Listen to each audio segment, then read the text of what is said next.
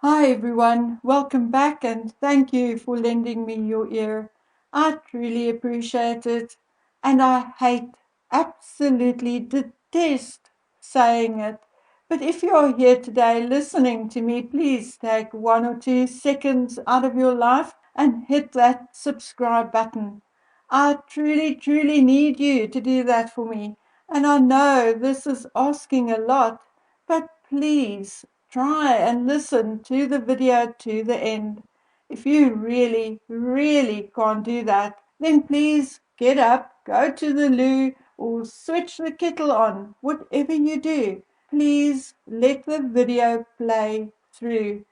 So, my dears, that is all for today. If you can do that for me, I will be extremely grateful.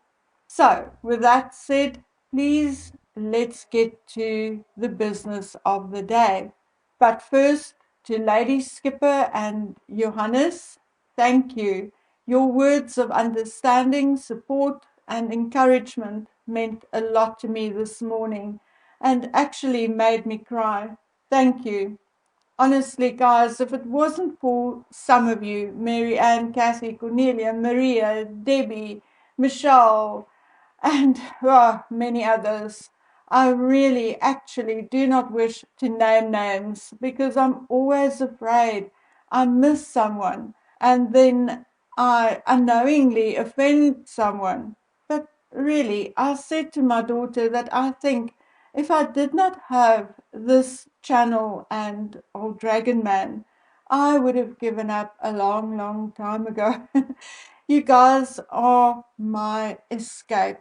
It is the place I escape to maybe some days get away from my own nonsense and worries.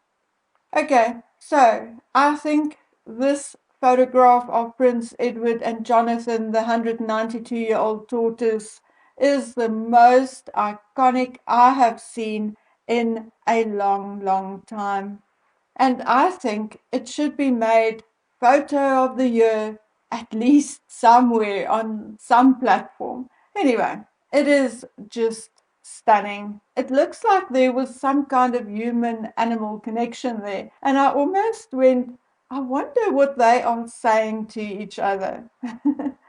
Anyway, unfortunately, as beautiful and positive as this photograph is, we were again visited by the ridiculousness and negativity of Meghan and Harry. Yes, I am indeed talking about Harry and Meghan's visit to Jamaica for the premiere of Bob Marley One Love.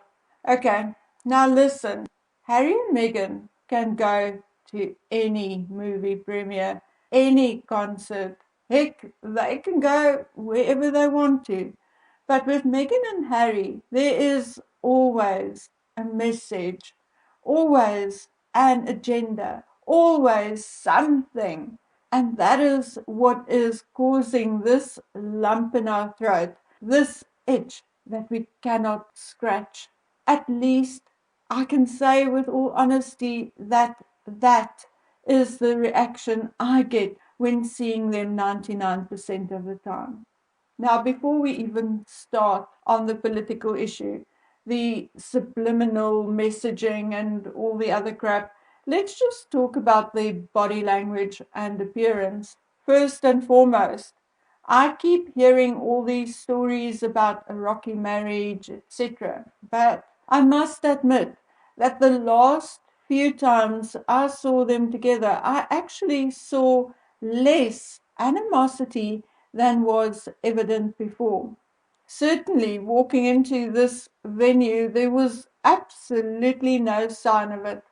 Meghan was floating in on her Caroline Herrera skirt, likely worth something like $1,900, if I can believe the internet, and her $10 spaghetti strap top, all smiles and spray tanned to the teeth. Just a pity she did not spray tan her ears as well. And I see she's still wearing that ballerina bun, which makes her look like Heidi's tutor, Miss Rottermeier, or then olive oil. But you see, I actually like olive oil from Popeye. So let's rather go with Miss Rottermeier, or maybe even a jail warden. With that tight bun, I can actually see Meghan as some kind of dominatrix with a whip in the hand. Guys, I'm sorry for being so descriptive, but the woman gives me the willies. She is so vile that sometimes I imagine I can smell her foul breath through the laptop screen. I guess you guessed that I don't like her. And this appearance certainly did not change my mind. You know, I have analyzed my reaction to Meghan so often, and I think it is the way she conducts herself, obviously. But I mean, even when she doesn't mean to, like when she was introduced to Prime Minister Andrew Holness, that forward slant of her body, like she's going to storm someone, the smile like a Cheshire cat licking his lips as the big fat mouse covered in chocolate sauce moves closer, and her eyes, which goes all beady and greedy. I mean, it's actually scary and definitely a look which would have me back off and maybe into a corner away from her. Anyway, let's talk about Harry.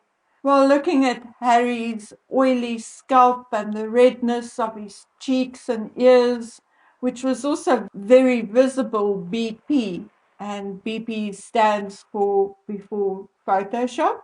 But anyway, it was also very visible during the induction ceremony at the Aviation Hall of Fame.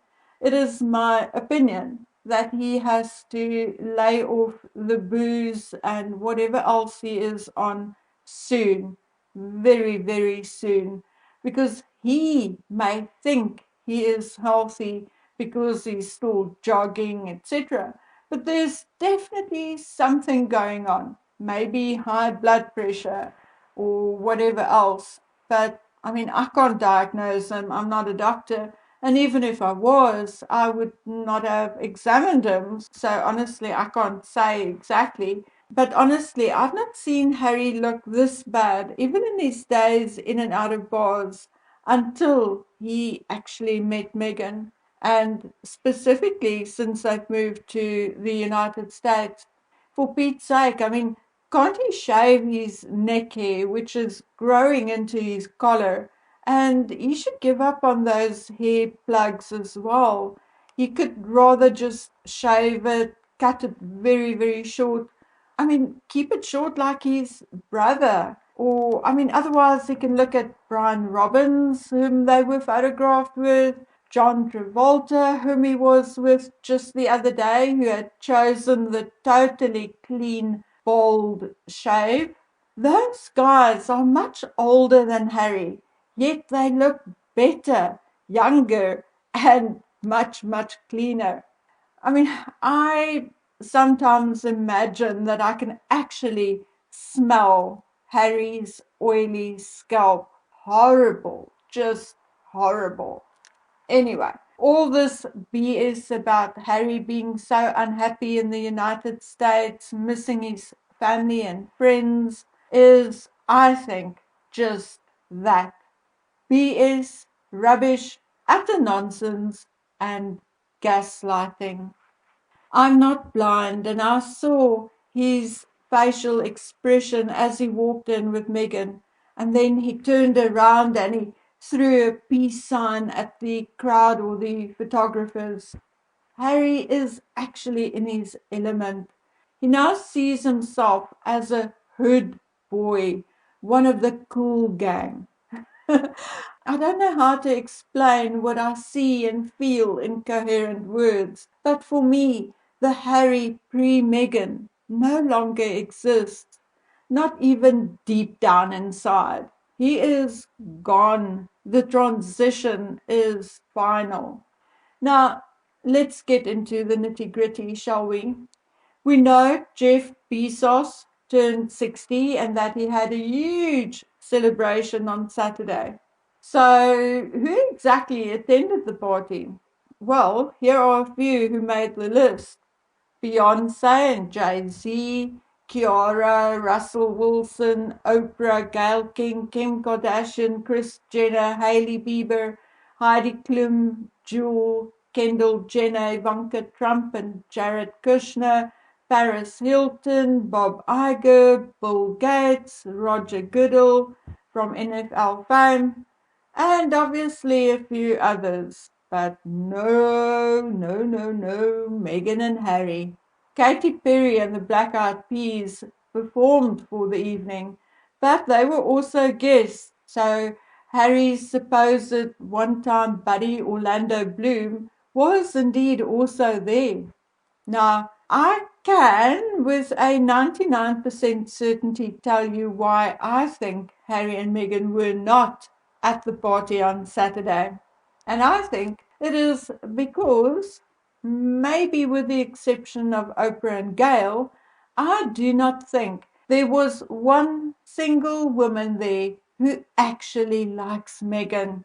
We certainly know that Lauren Sanchez does not like Meghan, and neither does Katy Perry. As for Paris Hilton, I don't think she likes Meghan much after that podcast either. And we know that although she was besties with Ivanka Trump at some point for a short period of time, we also know that something happened. And Ivanka is not even interested in Meghan's existence. So, I mean, there's that. Maybe it was because Meghan said that she will not live in the country if Ivanka's father becomes president. So, I mean, there's that, the party of the year, and they weren't invited. So I think Meghan had to. She had to find something, somewhere to show her face, with her father-in-law and sister-in-law hogging the headlines with their health issues and no invite to Jeffy's birthday party. Meghan would have gone to the opening of an envelope had there been enough photographers.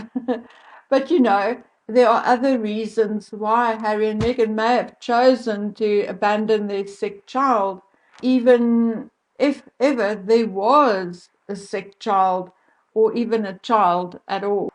We know Jamaica had been making noises about ditching the monarchy, and we know that both the King and William are indeed aware of it. We also know that the very same Jamaican Prime Minister Harry and Meghan are so over friendly with toothy grins, grabbing, ogling, eyeing, whatever. Prime Minister Andrew Holness is indeed pushing ahead with plans for Jamaica to become a republic. And we have all known this since William and Catherine's visit in 2022, as he actually told them and the audience so.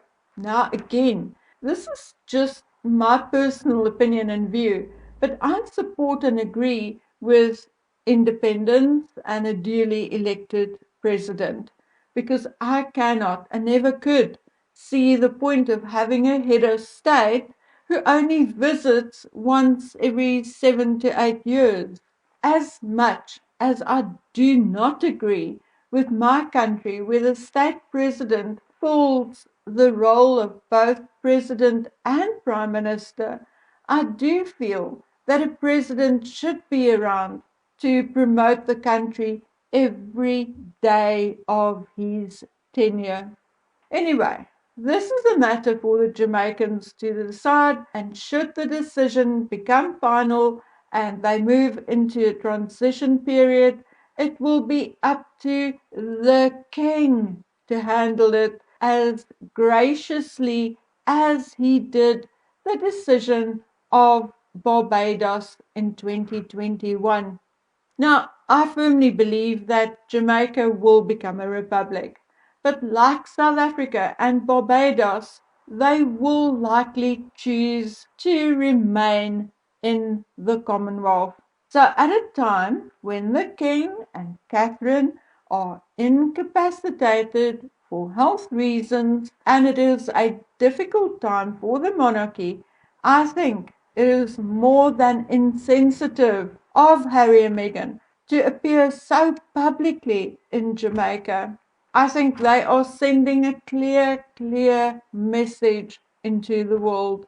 Exactly what the message is, I don't really know, but that it definitely indicates an anti monarchy leaning is 100% for sure. I also think that this move by Harry and Meghan was indeed very deliberate. It is said that they were invited by Brian Robbins and his family to attend the premiere. According to the People magazine journalist, Harry and Meghan have a personal relationship with Brian Robbins and his family. Well, if I look at Brian's wife and her body language near Meghan, then I am not so sure that it is actually true. I mean, why should I even try and be nice? I think it is a bold faced lie. And I think Robinson's wife can't stand Meghan or even stand to be near her. So, at some point, we need to talk about what this all means in the bigger scheme of things, and if all goes well, we will do so tomorrow. Tomorrow is also Dragon Man's 14th birthday, but we will have a chat while he's at school. So, until then, please take good care of yourself. Bye.